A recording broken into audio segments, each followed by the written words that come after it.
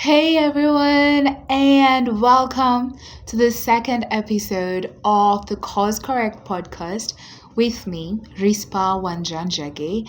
I am your host, and I'm very, very excited to have you today. As you can tell, I think my energy looks or feels like it's a bit lower than the first episode I recorded, but I urge you to please indulge me and allow us to do this episode like this just because I'm trying to not train my voice before we get mics and everything. But it's still very important that I do this particular episode, and for some reason, my voice is threatening to go.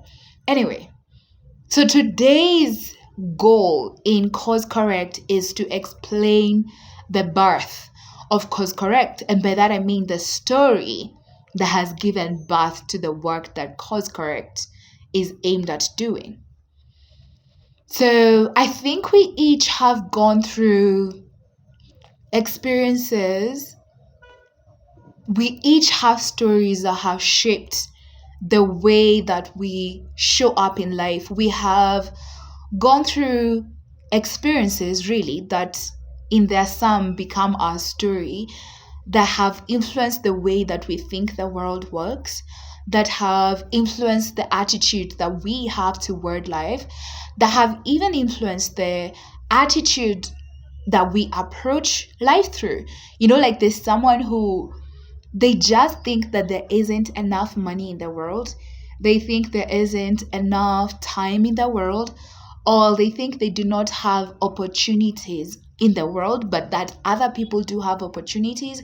And honestly, it's not because such a person really dislikes themselves or hates themselves. It's just if you really go to their background or what it is they've gone through, you will find there's a source and a reason to why that attitude to word life makes sense. Okay, so now Cause Correct. First, if this is your first time here, welcome and feel at home. Honestly, I love people, we love people, and what we want to do at Cause Correct really is to restore a sense of hope in people where you can find the permission, the fire, and the conviction that you are worthy of trying again.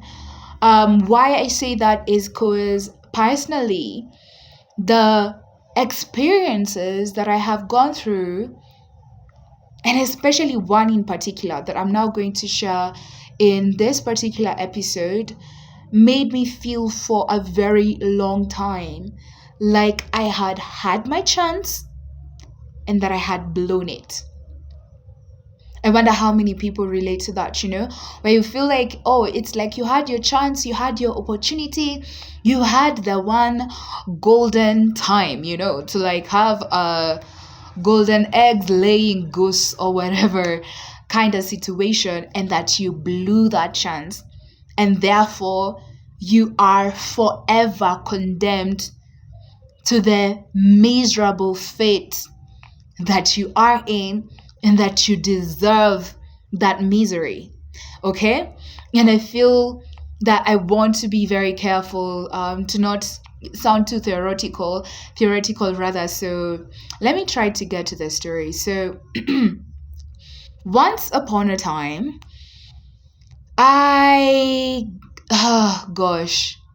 once upon a time I got an opportunity to sort of be involved very closely with the international community. Like those times when you've woken up, you're a young person who is pursuing to do big things in the world, and it's like you get an opportunity to have a lot of funding, or just not a lot perhaps of funding, but just measly enough funding, but that is quite different because a lot of young people in the same age category do not have that kind of opportunity.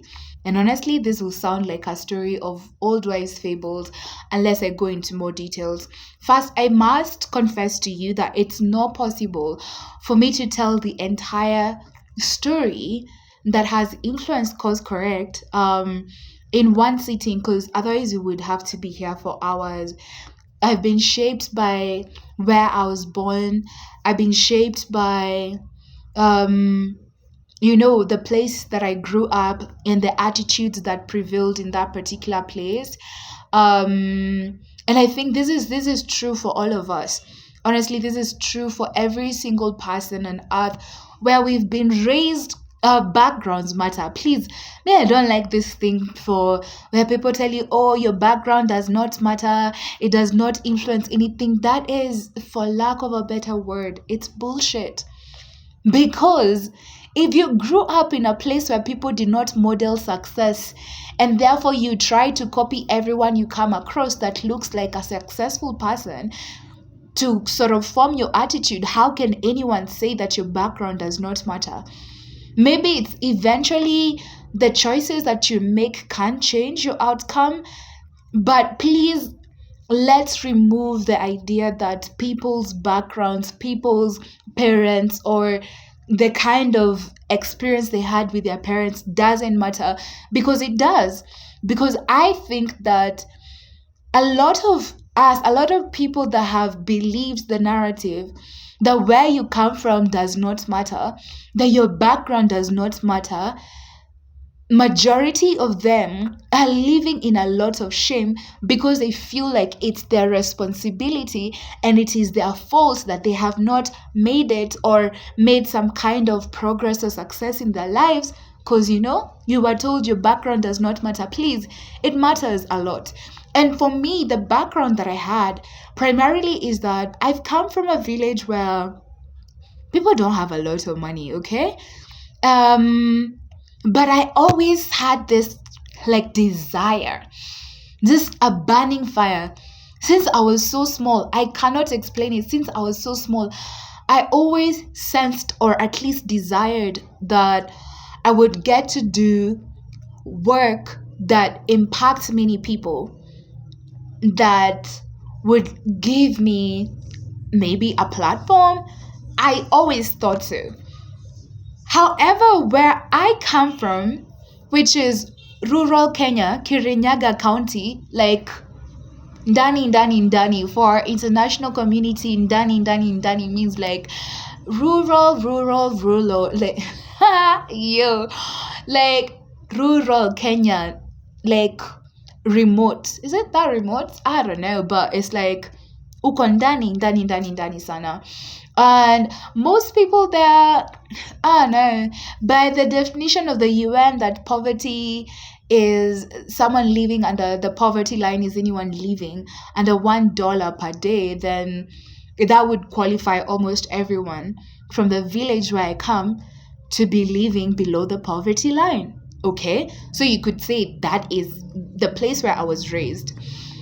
Not that the details matter, but what that did is that there wasn't a lot of people to model success for me, all right? Like maybe I would have to copy a neighbor, or the standard of what success would have been was very low. But I know that I had this burning desire. You could say I had a desire to have a kind of success that no one had modeled there.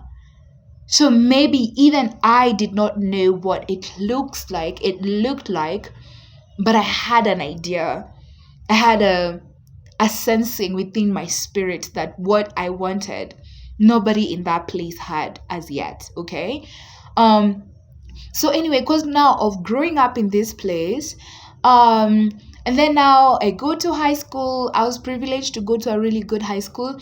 That would be a story for a whole other day, because there's a way my high school experience influenced me. As I was saying, I took a break just to clear my voice a bit. Because there's a way that my high school experiences really have influenced my life, and I think, please, everyone has been influenced by how their high school experience was. I think the part I would really like to share is that primarily the way I grew up is that I have two fathers, okay? Um, Oh God, does my brother know this? I don't know if he's going to watch the podcast, but is that primarily I have two fathers, okay? So one is my biological father, and the second one is my stepfather, all right? So from what I've been told of my growing up, is that my mom told me that from a very early stage, my father, my biological father, sort of rejected me. Okay, both me and my mom, all right?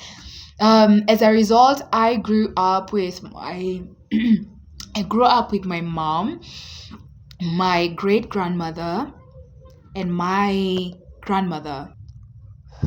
Then, um, at the age of maybe 4 or 5, my mom got married, together with me. Okay, I wasn't married. But my mom now got married when she already had me. And at the time when she was getting married, I must have been age 4. Then now the place where we got to, my stepfather's place, um, was a quite peculiar place, was quite different because now almost everyone in that particular village drunk. Like alcoholism is a thing, honestly, up to date. My own father, my stepfather, was a chronic drunk, and I'm not saying this to dishonor my father or to disparage him. It's just, it would be impossible for me to tell the story of how Cause Correct has been birthed without mentioning this aspect of how I grew up. So my father was drunk, and also very often he was very violent, okay? Like, I've seen my mom beaten more times than I could count. I tried to protect my mom from being beaten and received the beatings myself, maybe when I was 5 or 6. Um, I've experienced situations where my father would throw us out of the house, like in the middle of the night. Um, and we have to either go sleep at a neighbor's place or take a journey through the night to my grandmother's place. Like, there's some of those experiences that are very, very vivid in my head. I honestly thank God that now they're not experiences that cause me to tear up and feel bitterness or anger. I mean, I still do feel sorry for that 5-year-old, 6-year-old me who would be very terrified. I remember this one time we were just like, we had to hide in the bushes when we saw a car coming. It was in the middle of the night, like, honestly, midnight. And we saw a car coming, and that at the time, there were so many stories of kidnaps and so many stories of people who are like stealing people or kidnapping people, and I don't know, going to sacrifice them or whatever. So this was in the middle of the night in a remote village where cars are very rare. So if you see a car at night, if you see headlights at night, you want to hide, all right? So anyway, that's just like part of the stories of maybe me growing up. But anyway, the point is, in this particular household, like, my mom and I, we were thrown out of this house so many times by my father when he was drunk. I think all my Christmases, really, we slept outside, either being rained on or crying at a neighbor's place. I would cry a lot. My mom had to be strong. But anyway, because of the nature of how this household was, I grew up with a lot of fear of my father. At the time, of course, I didn't know that what was happening is that I was living in fear. But in retrospect, I can tell. But anyway, now, because of how much I feared my father, like, I feared to offend.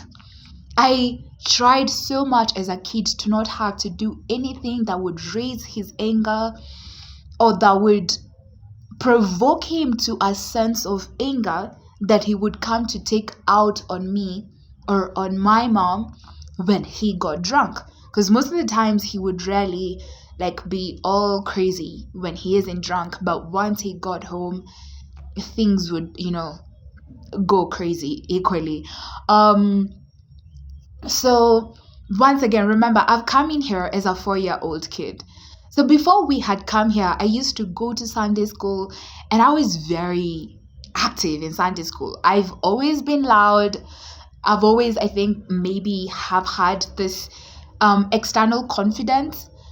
It's easy. It's very hard for me to not look like I am confident, just because it's, a nature. It's a part of like nature, my creation.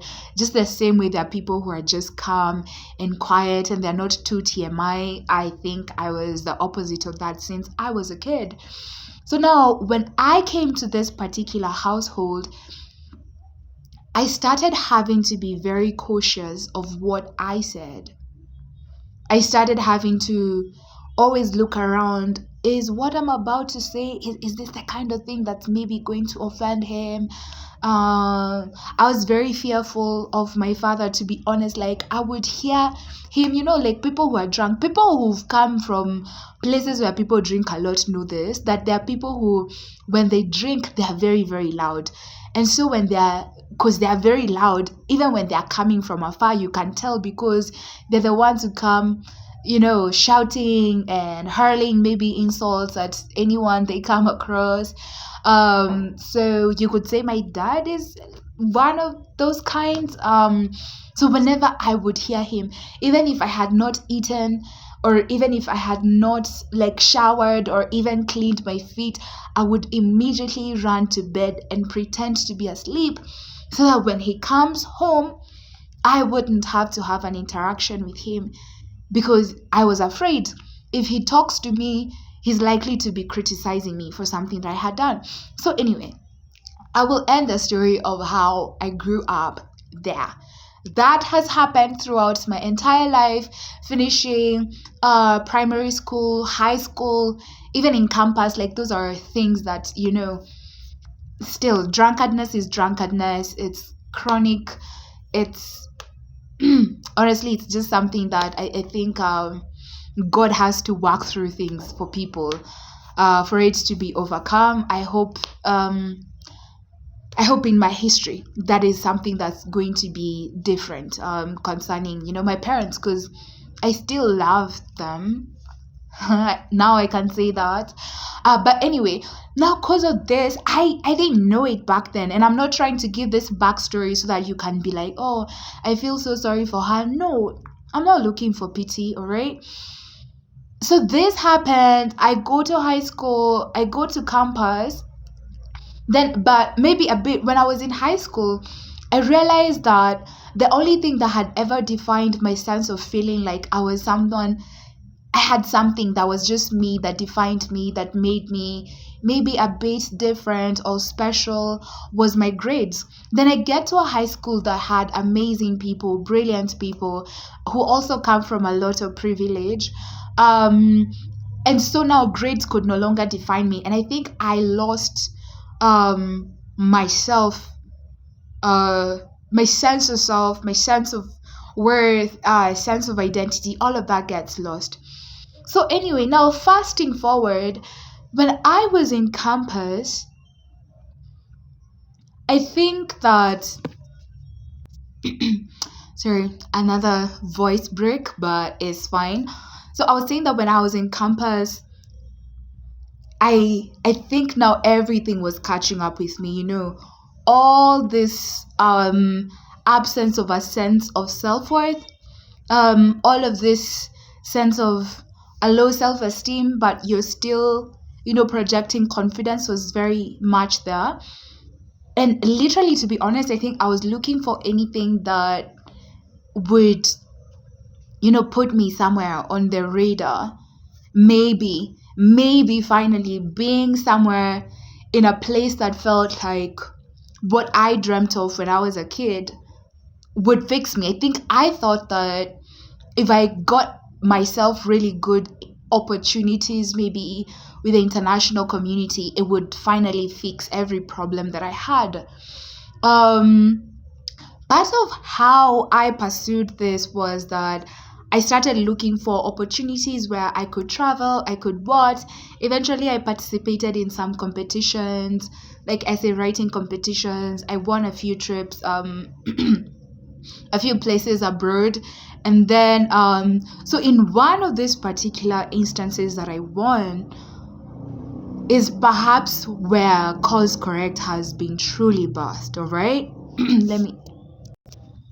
And what do I mean by that this is a place where Cause Correct was birthed? It's because the man who, oh gosh, yeah, this involves a man.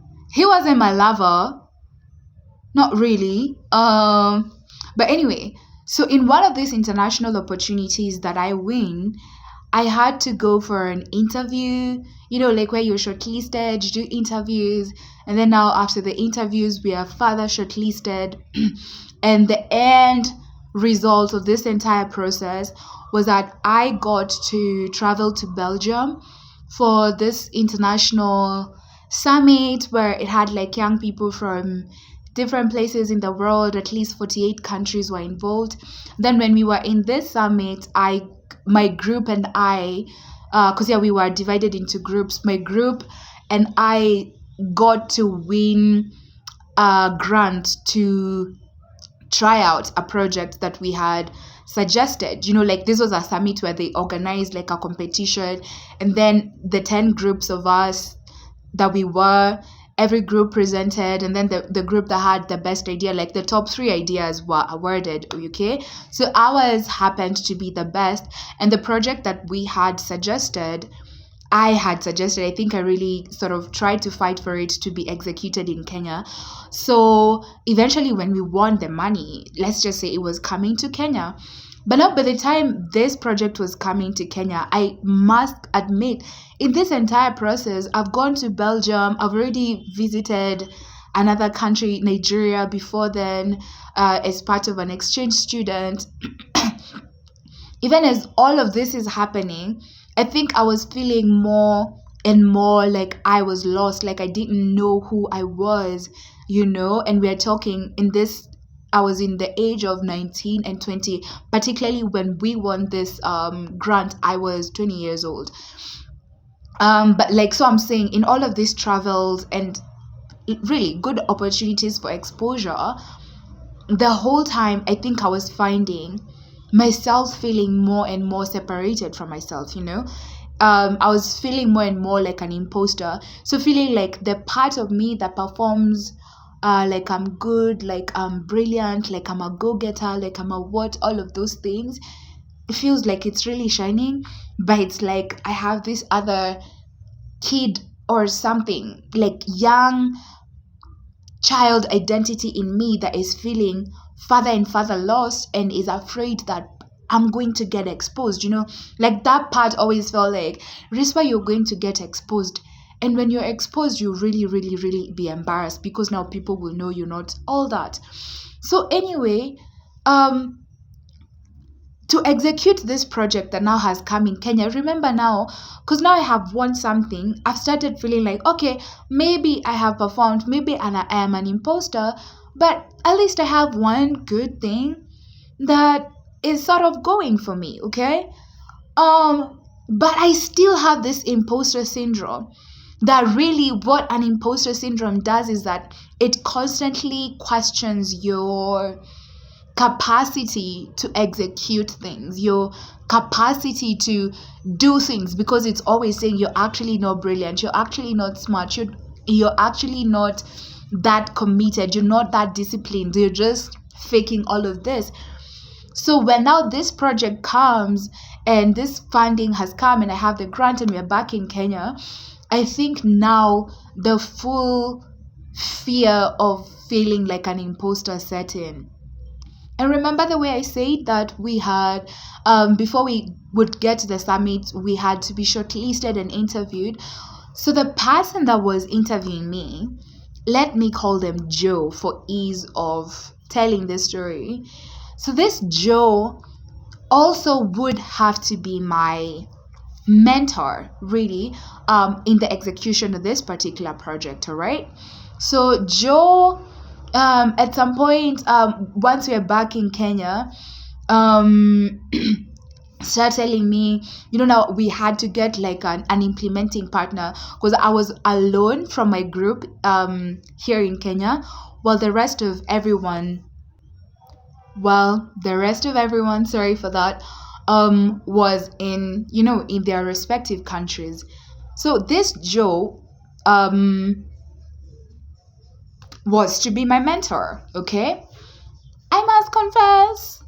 So in the process, I think that me and this mentor person may have crossed lines. I thank God it wasn't too much that it destroyed my soul forever. But in word and in speech, almost like leading each other on. But this person was 10 years older than me, all right? But anyway, I don't even think that part of the story really matters. What matters is that in the process of all of this compromise in words, you could call it like emotional cheating, because I think this Joe was in a let's just say he was in a relationship now. So Joe, my mentor, who I had sort of compromised with through a lot of texting, things that really we had no business talking about with each other. God, how do I explain it? It's like we had a breakup of sorts, all right? So this breakup was devastating for me, just because initially, before I had gotten to a place of feeling any form of emotional attachment to this Joe, really I looked up to this man as the epitome of what I could be, because our stories felt very connected. He's someone who felt like he equally came from a home where they didn't have a lot to do. He equally got an opportunity where he had funding when he was very young, and out of the funding for whatever projects he was doing, he managed to like change his entire life. He would tell me of how he got his first car when he was 21, how he made his first million when he was what. So I felt like, oh, maybe I have finally found someone who's in a situation similar to what I have, and maybe his journey, his victories, what I saw as victories of his life, maybe were representative of what I could be, all right? So let's just say oh my God, I valued what this man said so much. He was literally like a lifeline. Like whatever he would say was Bible. If he says you need to work on your CV, to me it would make sense. Like everyone else will say it would not make sense, but if he says it will make sense, because for me the results of his life give the words that he's giving meaning, all right? So at the same time, I must confess, this whole time, because of how at the height of it my imposter syndrome was, my God, I was desperate for validation. And I know this is getting long. Oh my God, I hope you'll have the grace to listen in, because it is just the story. It is just the story of my life, the story of Cause Correct, and what I hope Cause Correct will do. Um, I was very hungry for validation. If I could get anyone, man, woman, mentor, pastor, who could tell me what I was, who could say that I was worthy, this person would mean a lot to me. And I don't know what that paints me like. But I want to digress a bit and say something. That right now we have a world of people, and especially young people, in their late teens and late 20s, literally just people in the age 20 continuum, who are struggling with things like self-worth and self-esteem. But the way the society is, we have leadership programs, and things in church and so many podcasts that are telling people don't seek validation from the outside, be your own, I don't know, like affirm yourself, tell yourself positive words, whatnot. Like if you do not like be desperate for validation, I want to say that advice is, once again, for lack of a better word, bullshit. And let me defend my position. People do need validation. Children do need to be told who they are. If the society does not raise people who know who they are, in their later stages, there's still going to be validation. There's still going to be a hunger and a desperation for validation, because we cannot skip the process of maturing the inner man before we can expect people to be responsible. And this is not saying that, we should take responsibility away from young people. No. But I am saying that society needs to stop this whole blame on young people. These kids are entitled. These kids have no responsibility. These kids have no sense of self-worth. These kids are using social media to try and find out who they are. How are people not supposed to use all of these platforms to get a sense of being affirmed if they were not affirmed? If you do not raise a person right, there's going to be a prize at some point in their lives.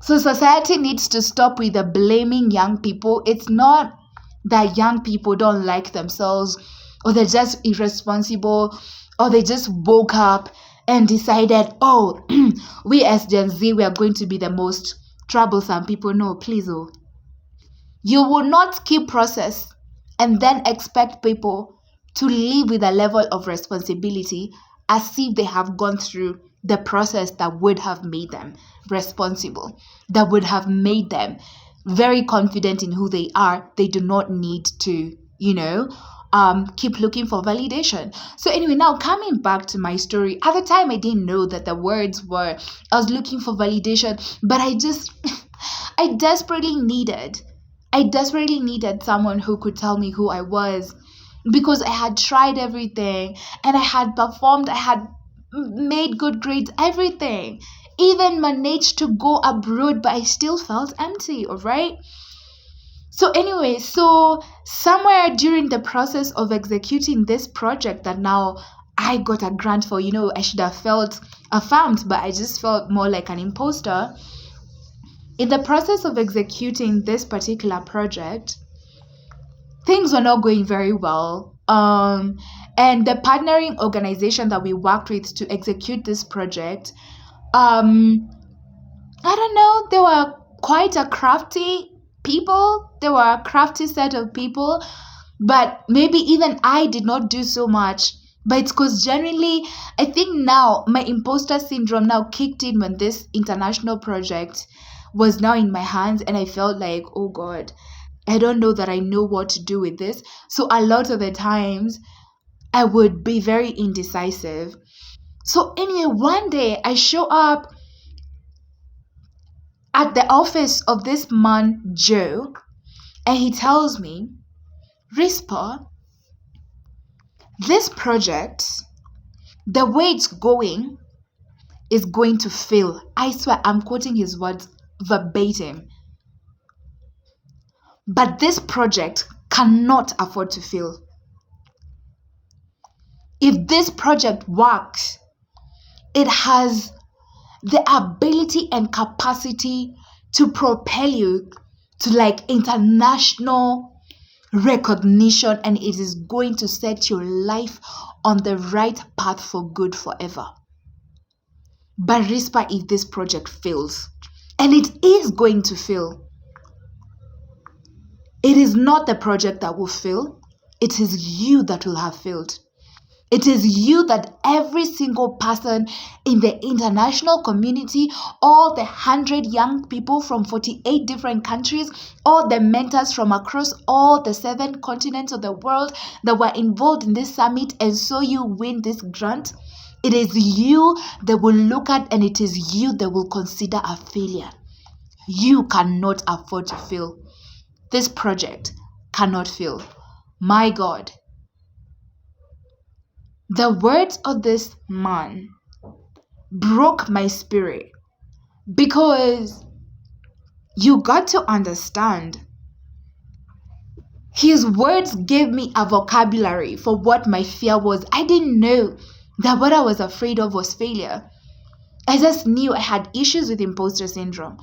But now I would be approaching every day of this project feeling like it's going to fail. And if it fails, it's me who has failed. And if it fails, it's me who is going to be seen as a failure by everyone. I don't want to go into the whole thing of, self-fulfilling prophecies and things, because that would be a whole that would be a whole project. So let me just tell you, we have a lot to talk about in Course Correct.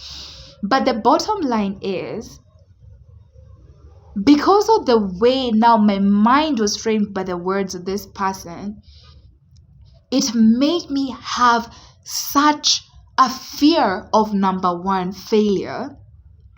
Number two, I was so afraid I would fail that eventually this project did fail. I think it failed. Because all my mind could ever think was, it's going to fail, it's going to fail. You're not going to be focusing your mind your entire life on how things are going to fail and they don't fail. Your focus is there. Almost everything you do, even when you don't know, orchestrate things to fulfill the idea that you are afraid of, which is failure, because that is where your attention is. So anyway, to try and conclude how and why Course Correct is backed by this particular words that you're going to feel, and if it, is that I felt like this had been my one chance. And the way this man talked about it is like, this was my one chance to make something of myself. I was 20 years old. Okay, now I'm 26. This words made me feel like I had the best opportunity in the world and I had blown it. And the way he talked about failure, this man, he was like, I remember the words. He said, failure is not an option. My God. So the way this information was interpreted in this mind was that if I failed this one chance, I had failed my entire life. It made me feel like life is in either or. You either win or you lose. But when you lose, you are a loser for good forever. And when you lose in this one chance, it's international, it's open, it's out there for everyone to see. You are a failure forever. It's like, for him, the failure would be the failure that has defined my entire life. There would be no coming back from it. All right? And I will end here because I feel like there has to be a part 2 of this. Honestly, we just have to do part 2 of this, where now I explore what happened in the mind. But anyway, to conclude is that I felt like this one chance had been my one chance. I had blown it and my life was done for good. And what I want to say is that I think there's a lot of people, especially young people in the world, who are living with a relationship with failure that has made them feel, even in very young ages, 26, 27, they want to commit suicide because they feel like they have failed in life for good. But you will find that if you go back to trace where these mindsets were formed, maybe it's their own thoughts, maybe it's words that were said by people, but perhaps I would like to conclude with 2 main thoughts that I just have to expound on in part 2 of this. That number 1, if there's anyone who's in charge of working with young people, or they have the responsibility of speaking into the lives of young people, my God, you need discernment, because you don't know when you're speaking to a certain young person, you're saying words, even if they're well intended, you do not know what the spirit of this person is. Maybe this person already has credited themselves out Maybe they've already counted themselves out. They just need one word to confirm their biases against themselves, and you've broken the spirit of that person for good. You intended to give good advice like failure is not an option, but my God, this person has already been afraid of failure. They look up to you. You're the mentor. Mentors have the capacity to break people's spirits. Mine was broken by one. And I don't even now want to go into the details of how this made me feel. Like there's a sense of perpetual condemnation. It's like I would never rise again. I would never get any other opportunity to rise. And I think there's a lot of people who feel like that in the world. Like, we can't rise again. We had an opportunity, we blew it, and our fate is now decided. We are meant to be forever miserable. But because at the same time, you're also aware, surely this cannot be the end of my life. You have conflicting thoughts that are like always fighting within your head, within your mind. What that results in is a mind that is so at war, minds that are so divided against themselves. The end result is a person who is completely lost. I think a lot of young people are there in a place where they've lost a sense of who they are, but especially many who feel like they have blown the one opportunity they had to make something of themselves, and therefore they just live in a perpetual sense of despair, discouragement, shame, and fear. But the worst of it is that they do not have hope, because they genuinely believe that there isn't going to be hope for themselves. I want to tell you, in Cause Correct, we have more than enough room for you to have failed, for you to have gone through the misery of failure, but that also there is no such thing as it's not possible for you to rise again, or you do not have the permission to rise again, or that you're not allowed to try again. So the idea here is to break down every thought, every stronghold, every thought pattern, every cognitive distortion. Cognitive distortions are thought patterns that are not right, that we believe are true, and they shape the way that we look at things. And I will be talking about this later in life. But whatever has shaped the mindset that you have today, I just want to tell you, whatever it is, we're going to look at it in Cause Correct. But even above all, I want to tell you that